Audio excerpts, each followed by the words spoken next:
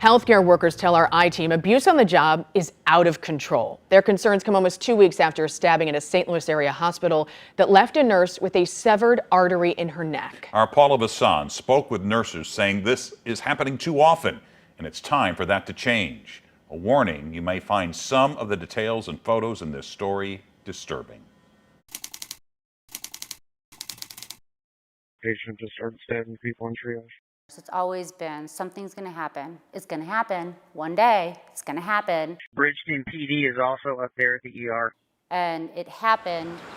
2 healthcare workers here, stabbed in the head, neck, and back by a patient. DePaul is currently on lockdown. They'll have lifelong injuries. And this was an unprovoked, disgusting act of violence. I was literally nauseous and sick when I heard the news. Because Shelley Miller knows it could have been her. The victims are her friends. She worked a 12-hour shift here the day before.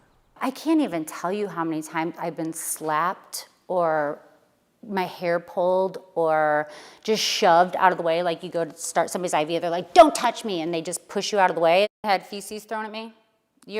People fill a urinal and just chuck it at you. The violence reflected here in this surveillance video we obtained from staff. So this is the triage desk here. Miller says it shows where her colleagues were when they were stabbed and highlights a pattern of violence. This happened about a year ago. A man comes into the emergency room, tries to punch a nurse, and then throws a chair at someone's head. And this is what you go through? Right.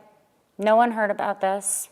Nothing happened, as far as I know. We've talked with nurses inside and outside of the hospital system. This is the impact of attacks from patients.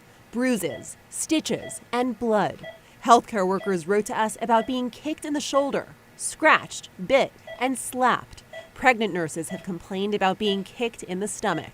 Do you think hospitals are turning a blind eye to the violence that's happening? Absolutely. We asked SSM Health for an interview. A spokesperson turned us down. But in an email, they say they're in part hiring more security officers, adding metal detectors, and enforcing more training. Healthcare workers say violence on the job isn't just a problem here. It's pervasive, underreported, and getting worse. Many say change will only come with national legislation. On the table, Senate Bill 4182. The bill passed in the House of Representatives. Now it's awaiting a vote in the Senate. If it becomes law, there would be national minimum requirements for healthcare and social service employers to prevent workplace violence. Right now, there's no timeline for when that could happen. Critics of the proposed legislation worry about cost and implementation. Advocates argue it would make workplaces safer, with improved staffing and better tracking of violent incidents.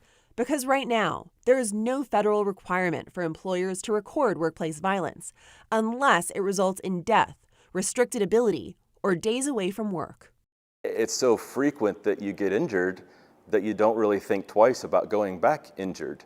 Trevor Wolf, a nurse with the Missouri Nurses Association, believes those injuries are often ignored. He says he didn't hear from police or prosecutors when he filed 4 police reports in 1 year for attacks that landed him on a stretcher.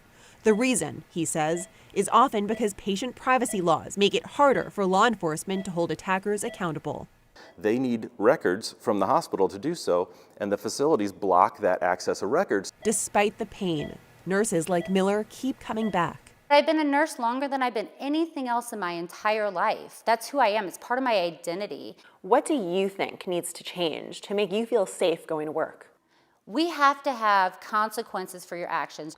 Healthcare workers also say it's up to employers to improve safety with better staffing and more security, for example. Right now, Jamisa Rivers has been charged with 4 felonies over the stabbing of 2 healthcare workers last week. She remains in jail tonight without bond. Prosecutors say she could be back in court in the next couple of weeks.